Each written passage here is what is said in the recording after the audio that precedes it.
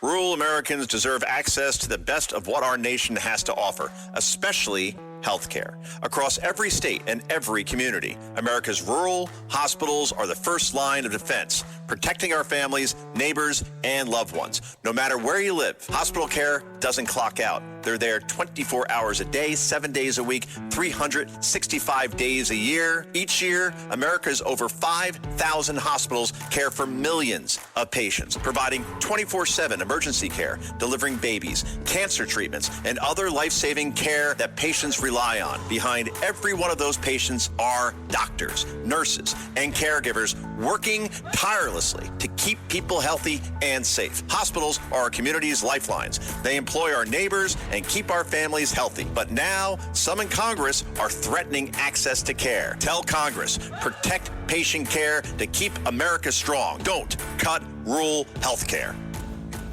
The Rush Hour with James Golden. Entertaining and informative. On the Red Apple Podcast Network.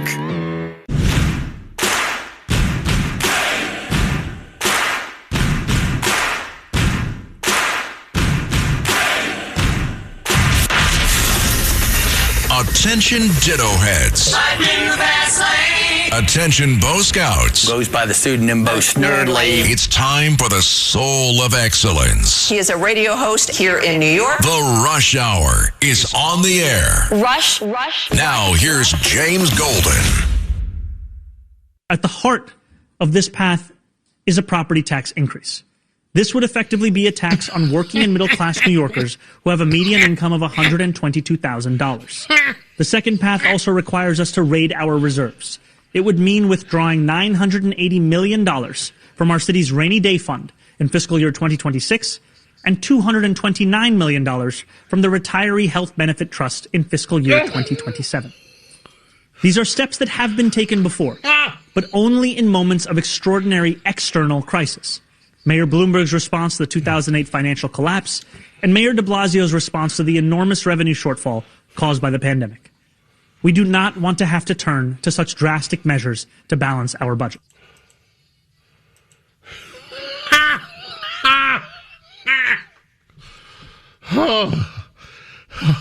Let's see. We're gonna raid their pensions. We're going to raid the rainy day fund. We have to pay for the illegal somehow. And we're going to raise your property taxes 10%. Oh, you voted for this, and now you've got it, baby. Oh, welcome, my friends. I love it. Every time I hear it, I love it. Welcome, my friends, to the Wednesday edition of Bo Snerdley's Rush Hour, fastest hour in American media. We're going to start out with a happy birthday. It is Yoko Ono's birthday today, you know. And Yoko Ono was born in 1933. She's hanging in there. But Philip, who knows so much about music, these young guys blow my mind because they know so much. Like Philip and Kevin and all these guys, they know so much about music. Yoko Ono's Plastic Ono Band, or the Plastic Band, we would sing. Do we have anything in the library from Yoko Ono? I hope not.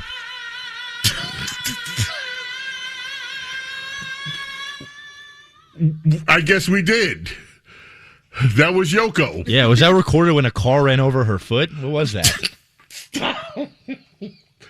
There was another one that I first heard, and literally she was it sounded like she was regurgitating. I guess it was early performance art. And so happy birthday, Yoko Ono. Okay, the Mamdani business, folks. Let's just jump right into it. Let's go to cut two. You heard the highlight of it, but let's just go to cut two with Zohran Mamdani, the mayor of New York City. For those who have watched budget after budget, it is tempting to assume that we are engaging in the same dance as our predecessors. Let me assure you, nothing about this is typical. That's why our solutions won't be either. There are two paths to bridge this gap. The first is the most sustainable and the fairest path. This is the path of ending the drain on our city and raising taxes on the richest New Yorkers and the most profitable corporations. The onus for resolving this crisis should not be placed on the backs of working and middle-class New Yorkers. If we do not fix this structural imbalance and do not heed the calls of New Yorkers to raise taxes on the wealthy, this crisis will not disappear. It will simply return, year after year, forcing harder and harsher choices each time. And if we do not go down the first path, the city will be forced down a second, more harmful path.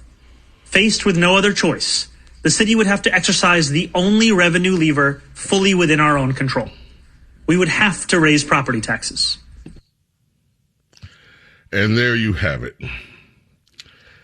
The Queens Borough president is a gentleman for those of you outside of the New York area, the Big Apple, as it were, is divided into 5 distinct, if you were overseas or maybe in a British country, we would call them provinces.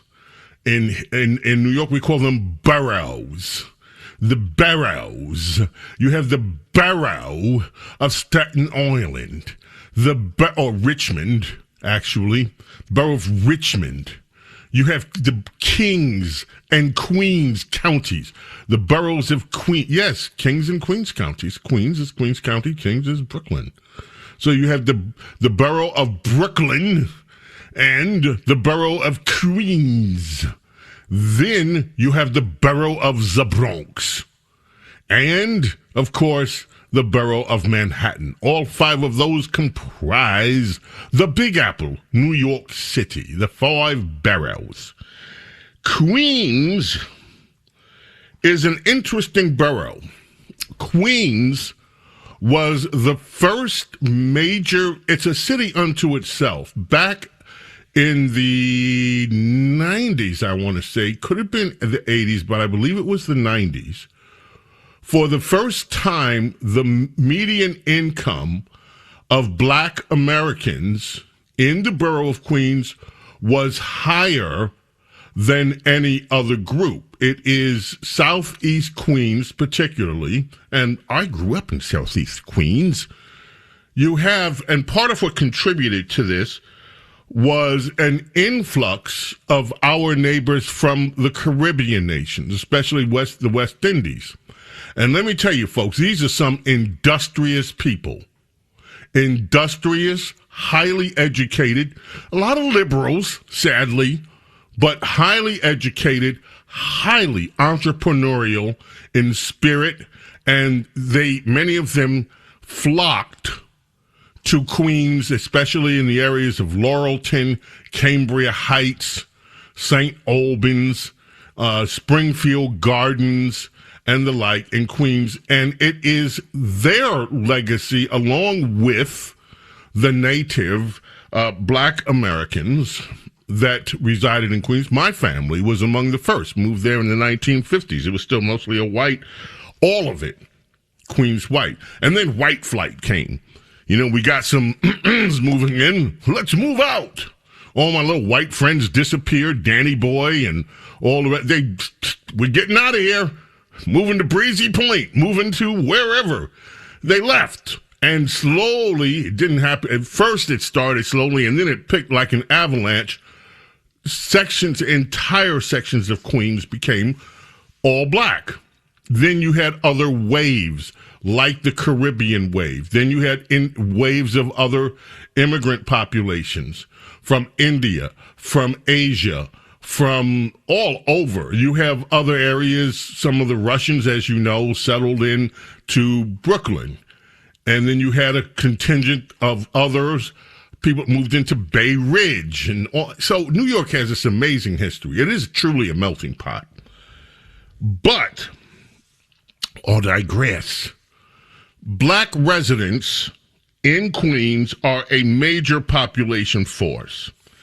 So, let us listen in to Queens Borough President Donovan Richard in the Borough of Queens. Yes, that would be cut 5. With his reaction to Mayor Zohran Mamdani demanding, stick them up, Kathy. Either you raise the tax on billionaires, like I said, I'm going to slap everybody with an almost 10% increase in their property taxes to get out of this hole. And here is what Queensboro President Donovan Richards has to say about it. Well, we saw the foreclosure crisis. Where did it peak at? The foreclosure crisis always peaked in Southeast Queens. So without a doubt, you're pushing people out of their homes. And even as we talk about a pathway to affordable housing and a pathway to ownership, it's hard to buy a home now, so you're really setting back generational wealth, and you're going to force people out of their homes. And we've already seen what happened in 2008. The Southeast Queens was hit hard, extremely hard. Southeast Queens was hit hard.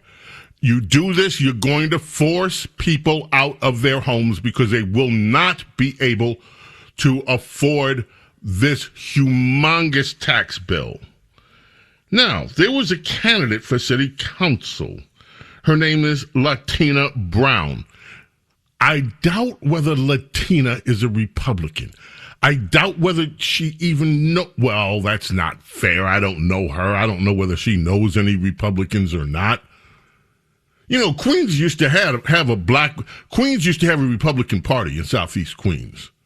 Even in black neighborhoods, there was still a Republican Party presence. They hightailed out of there, too.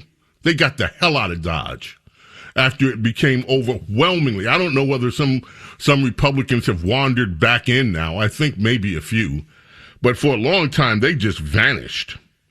But anyway, here is New York City Council candidate and activist Latina Brown on the idea that Mamdani is going to raise property taxes in New York to 10%. Hey guys, this is Latina, your favorite community advocate. This video is for Governor Kathy Hochul. I am calling on you and your administration to strip financial power away from Zohran Mamdani because he is clearly unfit to lead the city as a leader. And on top of that, this budget that he put together, he is merely focused on illegals. He is not focused on the American people. He is not focused on the taxpayers. If he accomplishes raising the New York City property tax, it is going to be a domino effect, and the black community will feel it first. It's going to start from condos to co-ops to buildings that black homeowners own. You're going to push out your voting bloc. You're going to push out the people who have been carrying the burden of the Democratic Party for decades. So I'm calling on Governor Hochul to do a removal of power from Mayor Zohran Mamdani. Remove his financial powers. That budget is a damn slap in the face to the black community and to all of the small property owners, and you know it.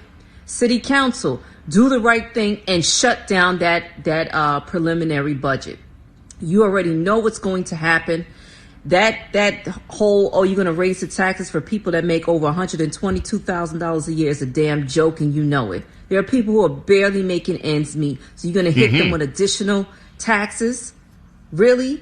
Because he can't get his way, because he wants to fund his illegals? The illegals that come in, they're benefiting off of the backs of the taxpayers. That's what this is all about. Let's stop this already. Governor Hochul, do the right thing. Remove financial power from Mayor Mamdani. Well. Oh, I don't believe it. We have here a black liberal woman suggesting that Mamdani is trying to hurt black Americans, legal citizens of the United States of America, in favor of illegals. Why? What is happening here? Now, let us take a quick break. There is more, and we have other things to discuss besides Mamdani trying to get rid of black people, homeowners in Queens, trying to destroy the black home ownership class in Queens. We have other things. Rush. This is the Rush Hour with James Golden. Bo Snerdley.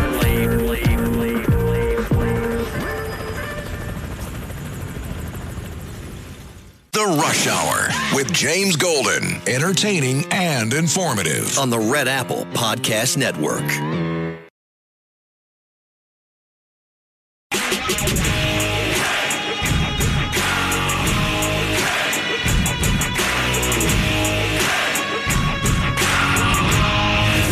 James Golden, known popularly as Bo Snerdley. This is The Rush Hour with James Golden. Rush. Married for 28 years to my husband, who is being deported right now by ICE. 28 years. He's been here over 30 years, and I want everybody to know, nobody gives a if you have family, if you have kids, they don't give a if they're taking your husband or your father away. They are taking my husband away. These are FBI agents who work for Border Patrol. Okay? I want everybody to know my family was just separated.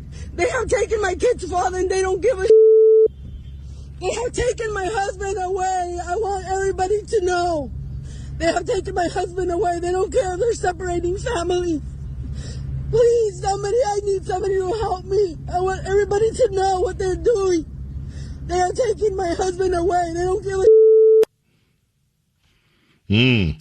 Yeah, that's heart-wrenching, all right. People in law enforcement take people's husbands away every day when they do something illegal, though. That's just part of, what it's like when you do something illegal. Law enforcement comes. Speaking of husbands, we played John Travolta. America's Small Caffeinated Mom just sent me a picture of she and her husband from the early days of their marriage. And if you didn't know any better, you would think you were looking at John Travolta. He could be Travolta's twin. He's got a suit on, nice suit. And by the way, Rhonda looks like she could be casted in The Handmaid's Tale. Just saying. Did you ever see that? I finally had to stop watching it. It was too depressing. But, what a hoot. What? So it is sad.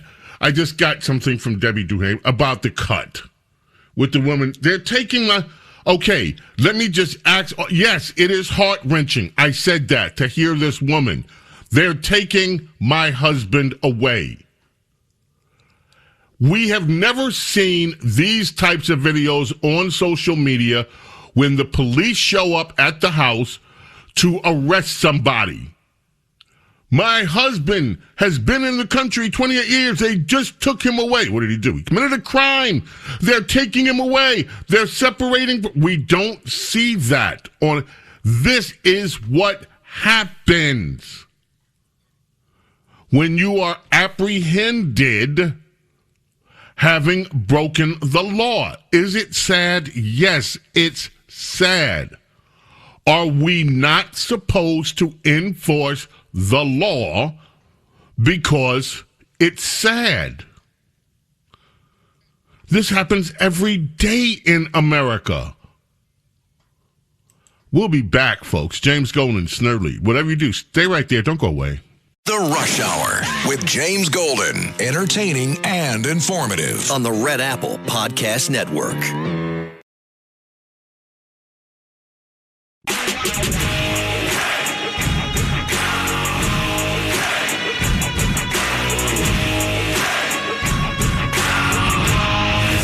James Golden, known popularly as Bo Snerdley. This is The Rush Hour with James Golden. Rush.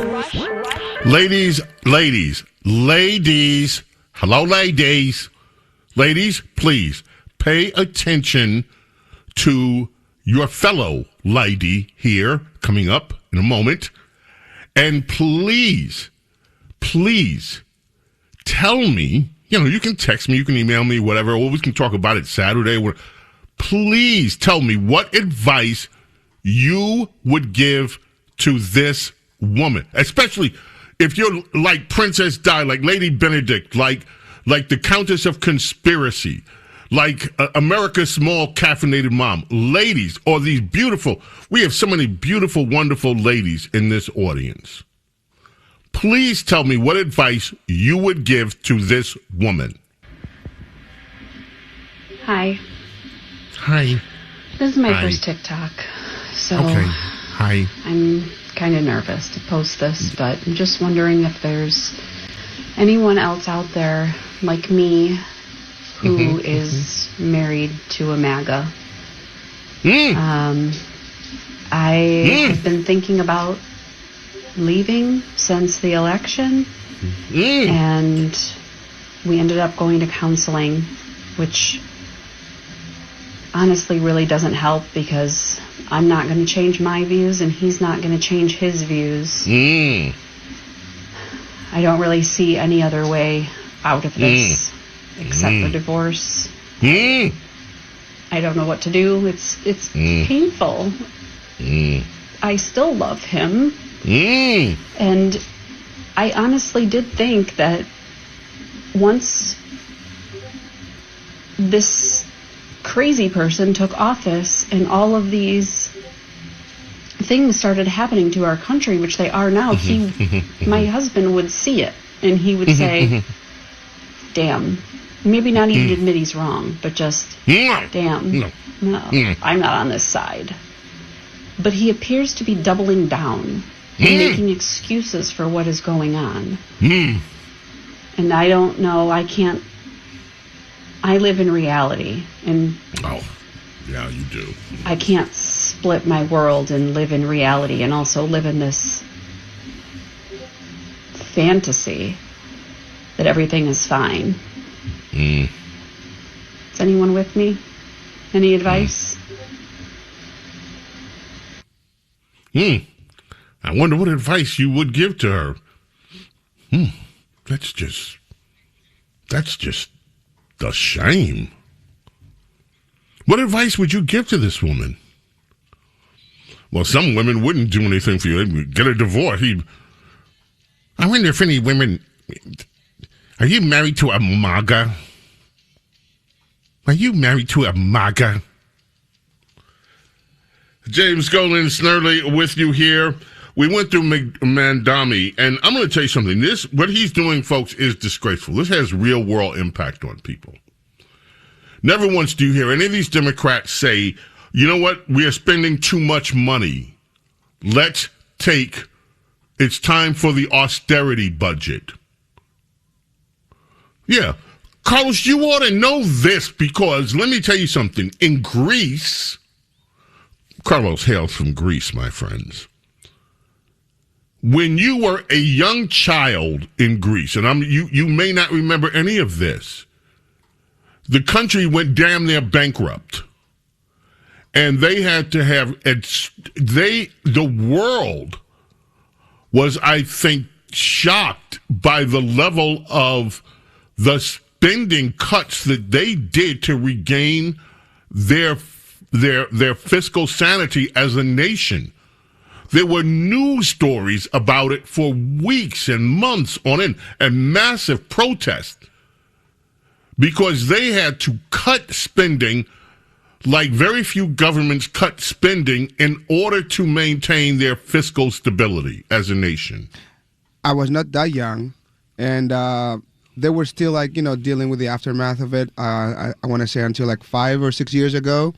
And we had something that I haven't seen ever before. They were called capital controls, where you can only withdraw 60 euros per day from your bank account in order to retain the cash flow. And people, would not, because people were panicking, they would not, withdraw huge amounts of cash because there were not enough cash in the banks.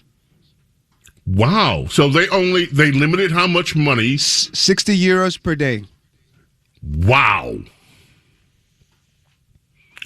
And right now, Greece is healthy financially. Yeah, things are better. Yeah. But you never hear that from Democrats. It's like there's this endless pool of someone else's money that they want to tap into. And here's New York. Mamdani's proud to go and say that he's going to continue spending money on illegal immigrants.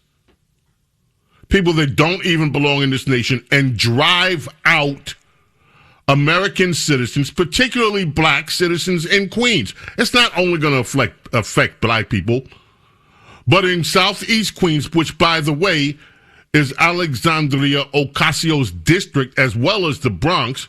Her district, the way that they did the lines, goes into Southeast Queens. And they're going to wipe people out.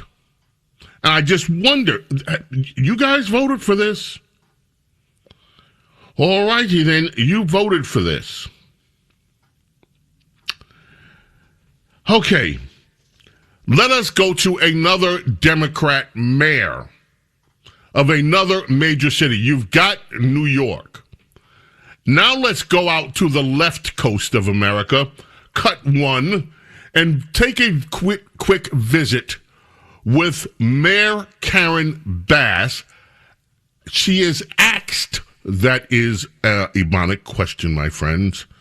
She's asked a question by NBC News, and here is what the question and answer sound like. 16,000 homes and businesses were destroyed in the fires. But at this point, we just heard Liz there. Fewer than 10 homes have been rebuilt in L.A. County. How do you explain that to the people of your city? The first few months after a disaster like this, the attention is paid to clearing out the debris. That took several months. So if you're going to look at the rebuilding, you could say that it started in around April. The fact that we have over 400 homes in the Pacific Palisades that are actively under construction now, there's about 2 that are pretty much ready to move in and several more that will be ready in the next few months. I know that it is very difficult for anyone who is not in their homes, but this is actually pretty quick. Are you satisfied? Yeah. Are you proud of the effort? I'm not trying to say everything is wonderful here. We have thousands of people out of their homes. And by the way, in terms of the numbers in the Palisades, there were 5,000 homes that were destroyed. We have approved the rebuilding of 800 homes. 400 are in construction now, and people's challenges are complex. Our responsibility is the permitting process and also the advocacy so that they are able to get the insurance and the relief from banking in terms of their mortgages. What would you have done differently? Oh, my goodness. Let me just tell you that Los Angeles facing this disaster is something that Los Angeles has never seen before. And what we are bracing ourselves for, and I think a lot of other places around the country, are weather events that we've never had and would have never expected. Those were hurricane strength winds in an area that has never seen a hurricane. And so in terms of our preparation, way more aggressive, looking and expecting events that we would have not experienced in our city before. All right, let's just go back through this. 16,000 homes burned down. Let me just say that one more time. 16,000 homes burnt down over 1 year ago. Yes, we are well past the anniversary of these fires in LA, which, by the way, seem to have in large part been spread because of negligence. And that is being reported on. Negligence. They did not do the necessary work to make sure a fire that was put out was completely out. It was smoldering underground. When the winds came, it kicked it into high gear. Negligence on behalf of the city, at least part of it. 16,000 homes burned down. Yes? And only 5% is scheduled to be rebuilt. And only 5% of them are scheduled. Thank you. He did the math on this. Thank you, Carlos. Only 5% over a year later have any schedule to be rebuilt. The number of homes that have been rebuilt, according to an article I read last week, 1. She says 10. what I read was one. But okay, maybe somehow miraculously they built 9 more in about 2 weeks. But one. And that one had been permitted before the fire started. Now she says 2 are ready to move in. 2 houses over a year later. And she's pretty much saying, you know, it's difficult. Folks, and by the way, she pointed to most of those houses are in the Palisades. Do you know there is a black community in L.A., and the reports coming out of L.A. is that black community's houses while they were on fire, were pretty much ignored by the city. Yes, my friends, ignored. And you don't hear her talking about any rebuilding that's going on there. I'll have to dig out the name of that community. So here you have New York.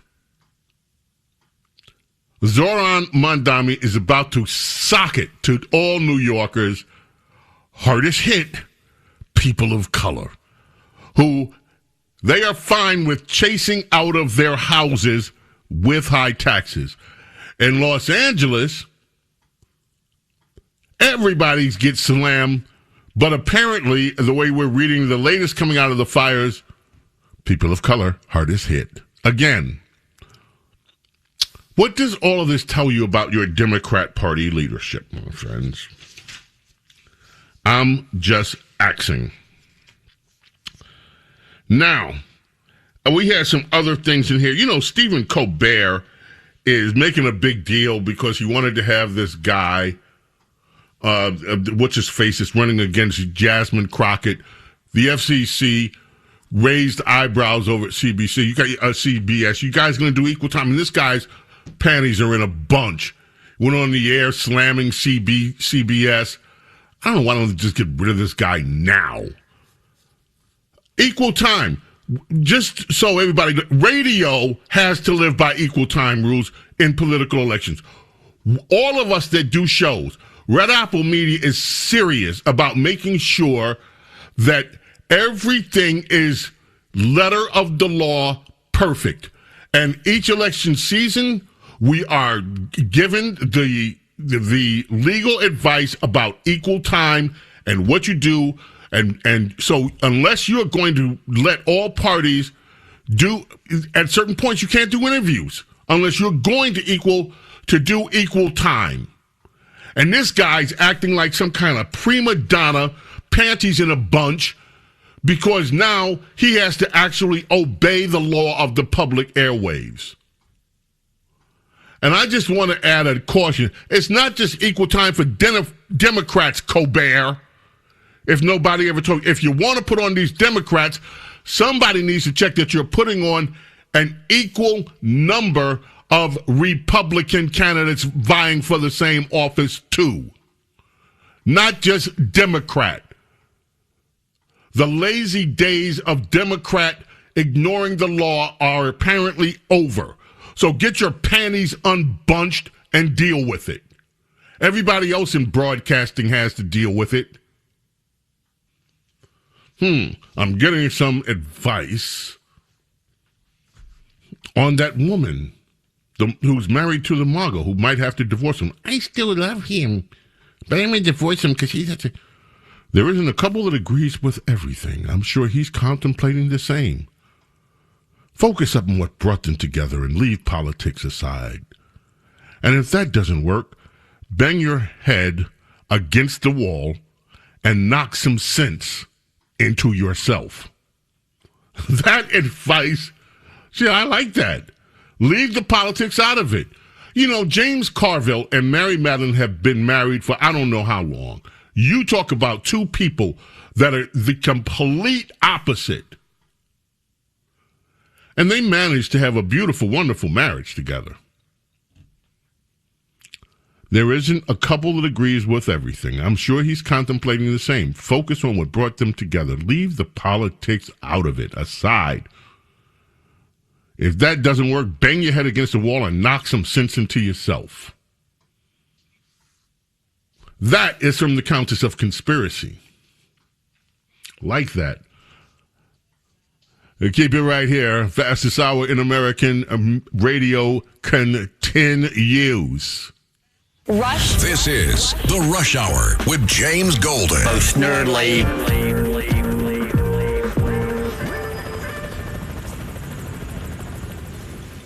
The Rush Hour with James Golden. Entertaining and informative. On the Red Apple Podcast Network.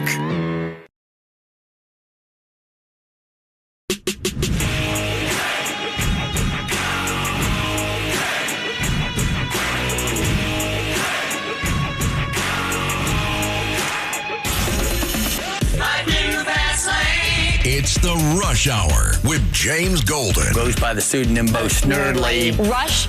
Now, here's James Golden. You know, my friends, in California, there are over 70 card rooms, places where people can go play cards for money and all of it. California is now, they employ about 20,000 people, and they raise over $500 million a year, provide almost $400 million in state taxes and another $100 million in local taxes. California is now going to ban blackjack from these card rooms. Only Indian casinos apparently are supposed to be able to have a card game where the players play the house. And there was a loophole that, so what? They're going to ban blackjack, which to me just sounds horribly racist. I mean, it does. Blackjack being banned in California? What else black do you want to ban out there? Newsom? 1959, Ray Charles on this day recorded one of his biggest hits ever in New York City. What I Say. It was a call and response song with Ray Charles and his backup singers, the Raylettes. And that's how it started. We got to go. May God bless, protect each and every single one of you, your families, your loved ones. Love and gratitude for your being here with me, allowing me to be with you. God willing, back tomorrow for the Thursday edition of Bo Snerdley's Rush Hour, the fastest hour in American media. Till then, my friends, I bid you adieu. Bye. Thanks for listening to Bo Snerdley's Rush Hour. You can hear Bo Snerdley's Rush Hour weekdays at 4 on 77 WABC. If you like the podcast, share it with your friends and listen anytime at WABCRadio.com and download the WABC Radio app. Hit that subscribe button on all major podcast platforms. Plus, follow WABC on social on Instagram, TikTok, Facebook, and X. See you next time for a new episode so you never have to wonder. What the heck is going on here?